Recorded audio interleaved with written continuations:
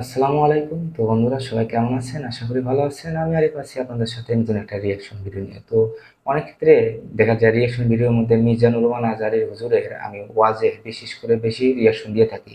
কারণ তার ওয়াজ প্রত্যেকটা ওয়াজ অনেক জ্ঞানের হয় এবং শিক্ষণীয় বিষয় থাকে। তো আজকে তার মানে মিজানুর রহমান আজহারী হুজুরেরই একটা ভিডিওতে রিঅ্যাকশন দিতে যাচ্ছি। তো ভিডিওর টাইটেলটা হচ্ছে কেমন ছিলেন হযরত মুহাম্মদ সাল্লাল্লাহু আলাইহি ওয়াসাল্লাম। তো মিজানুর আজহারী হুজুরের কাছ থেকে আমরা শুনবো যে আমাদের প্রিয় নবী হযরত মুহাম্মদ সাল্লাল্লাহু আলাইহি ওয়াসাল্লাম তার মানে সে চরিত্র কেমন ছিল, তার জীবন গঠন কেমন ছিল এবং সে সব মিলিয়ে তিনি কেমন ছিল। তো আজকের এই ভিডিওটাই আমি তাই দেখবো এবং আপনাদের সাথে রিঅ্যাকশন দিব। তো বন্ধুরা আজকের ভিডিওটা কেউ মিস করবে না, ভিডিওটা শুরু থেকে শেষ করে দেখার অনুরোধ করছি। তো চলুন বন্ধুরা ভিডিওটা শুরু করা যাক।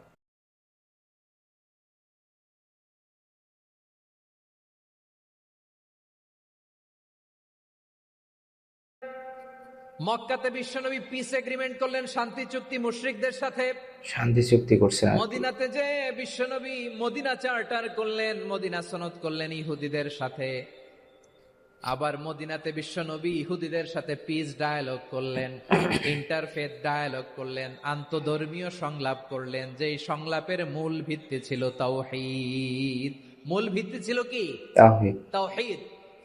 বিশ্বনবী ইহুদিদেরকে ডাকলেন, আহ্বান করলেন, কুল ইয়া أهل الكتاب تعالوا إلى كلمة سواء بيننا وبينكم ألا نعبد إلا الله আল্লাহু ولا আকবার। نشرك প্রচুর به দর্শক আছে। شيئا ولا মাশাআল্লাহ। يتخذ بعضنا بعضا أربابا من دون الله فإن تولوا فقولوا اشهدوا বিআন্না মুসলিমুন। সুবহানাল্লাহ পড়ে। সুবহানাল্লাহ। বিশ্বনবী মদিনার ইহুদিদের ডেকে বললেন, ও ইহুদিরা, শোনো শোনো,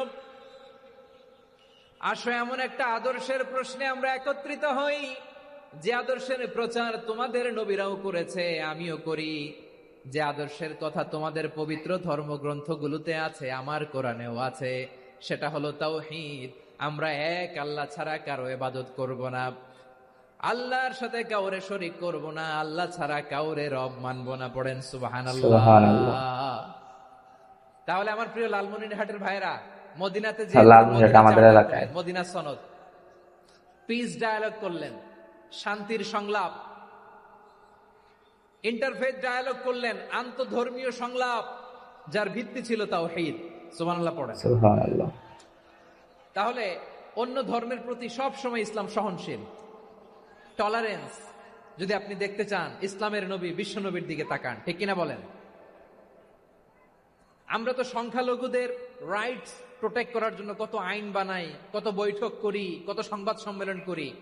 বিষ্ণু সাল্লাল্লাহু আলাইহি ওয়াসাল্লাম সংখ্যালঘুদের রাইটস এর ব্যাপারে, অধিকারের ব্যাপারে যে কথা বলেছেন, শুনলে আপনি অবাক হয়ে যাবেন।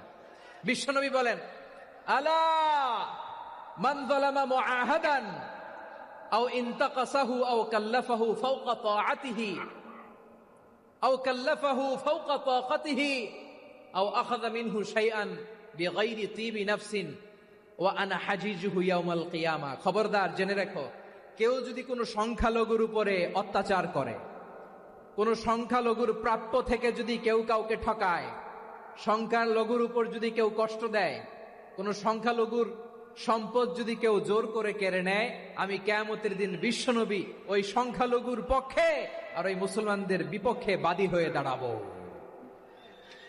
সুবহানাল্লাহ বলতে পারলেন না? সুবহানাল্লাহ। আল্লাহু আকবার। আপনি নামাজি, আপনি মুসল্লি, আপনি হাজী সাহেব, তাহাজ্জুদ পড়তে পড়তে কপালে দাগ ফেলে দিছেন। আপনার প্রতিবেশী হিন্দু, ভাবছেন আমার তো পাওয়ার আছে, ওর জমিটা দখল করি। বিশ্বনবী বলেন, কিয়ামতের দিন ওই হিন্দুর পক্ষে তোর বিরুদ্ধে আমি বাদী হয়ে দাঁড়াবো। পৃথিবীর কোন ধর্মে এরকম স্টেটমেন্ট পাবেন? পাবেন? আপনি ভাবছেন আপনি নামাজ পড়লে হাজী সাহেব কপালে দাগ ফেলাই দিলে আপনি সেলসালায়ে জান্নাতে চলে যাবেন না? কত লোক খবরদার। আপনি একবার দেখেন বিশ্বনবী জিনিসটা। বলেন, কোন সংখ্যালঘুর উপর যদি কেউ আক্রমণ করে, হুম, অনেক তার লোক। প্রাপ্য তাকে না দিয়ে যদি তাকে ঠকায়, তার উপর জুলুম করে, তার সম্পদ যদি কেড়ে নেয়, আমি নবী, তুমি মুসলিম হইতে পারো, মুসল্লি হইতে পারো, তার পক্ষে, তোমার বিপক্ষে আল্লাহর দরবারে বাদী হয়ে দাঁড়াবো। আচ্ছা লালমনিরহাটের ভাইরা, কথা বুঝতে পারলে আওয়াজ করে উত্তর দেন। বিশ্বনবী যদি কারো বিপক্ষে দাঁড়ায় কিয়ামতের দিন, আই রিপিট, আমি আবারও বলছি, বিশ্বনবী যদি কিয়ামতের দিন কারো বিপক্ষে দাঁড়ায়, ও তো সেলসেলায়া জান্নাতি। না না, জাহান্নামে যাবে। জান্নাতি না? যে নবীর সুপারিশ ছাড়া জান্নাতের গেটও দেখা যাবে না, ওই নবী যদি বলে তোর বিপক্ষে আমি বাদী হয়ে দাঁড়াবো, ওই জান্নাতে আর ঢোকার কোনো সুযোগ আমাদের থাকবে না। এখানেই শেষ না। আমার প্রিয় লালমনিরহাটের ভাইয়েরা, এখানেই শেষ নয়। বিশ্বনবী বলেন মান কাতালা মুআহাদান, বুখারীর বর্ণনা, মান কাতালা মুআহাদান লাম ইয়ারাহ রাইহাতাল জান্নাহ। কেউ যদি, কোন মুসলিম যদি অন্যায়ভাবে কোন সংখ্যালঘুকে হত্যা করে, কোন হিন্দুকে হত্যা করে, কোন বৌদ্ধরে হত্যা করে, অন্যায়ভাবে কোন মুসলিম যদি কোন সংখ্যালঘুরে হত্যা করে, জান্নাতে যাওয়া তো দূরের কথা, ওই মুসলিম জান্নাতের ঘ্রাণও পাবে না। কতটা সহিহ বুখারীর বর্ণনা, মান কাতালা মুআহাদান লাম ইয়ারাহ রাইহাতাল জান্নাহ ওয়া ইন্না রিহাহা লা ইউজাদু মিন মাসিরাতি 40 আমা। যে জান্নাতের ঘ্রাণ 40 বছর দূরের রাস্তা থেকেই পাওয়া যায়। সুবহানাল্লাহ পড়েন। প্রিয় ভাইরা, এখান থেকে জান্নাতে পৌঁছতে লাগবে 40 বছর। এত দূর, কত বছর? 40। সবাই বলেন কত বছর? 40 বছর। এখান থেকে জান্নাতে পৌঁছতে লাগবে 40 বছর। এত দূরে থাকতেই জান্নাতের ঘ্রাণ আপনার নাকে এসে ধাক্কা মারবে। বিষ্ণুই বলেন, যে ব্যক্তি কোন সংখ্যালঘুকে হত্যা করে, জান্নাতের ঘ্রাণ তো পাবেই, জান্নাতে তো ঢুকতে পারবেই না, জান্নাতের ঘ্রাণও তার নাকে লাগবে না। পড়েন নাউযুবিল্লাহ। তাহলে সংখ্যালঘুদের ব্যাপারে ইসলামে অধিকার দেয়া আছে না নাই? আছে। লালমনিরহাটের ভাইয়ের আওয়াজ করে বলেন, আমার সংখ্যালঘু হিন্দু ভাইদের রাইটস, অধিকার আমাদের ইসলামে প্রোটেক্টেড আছে না নাই? আছে। এখানেই শেষ না। বিষ্ণু ইসলাম আপনার অমুসলিম প্রতিবেশীর সাথে ভালো আচরণ করতে বলেছে। আমাদের হয় না এটা মুসলিম পাড়া, ওটা বৌদ্ধ পাড়া, হয় না? হয়। অনেক সময় হয় না এটা আমাদের মুসলিম পাড়া, ওইটা হিন্দু পাড়া, এরকম আছে না নাই? লালমনিরহাটে নাই না? আছে। আছে।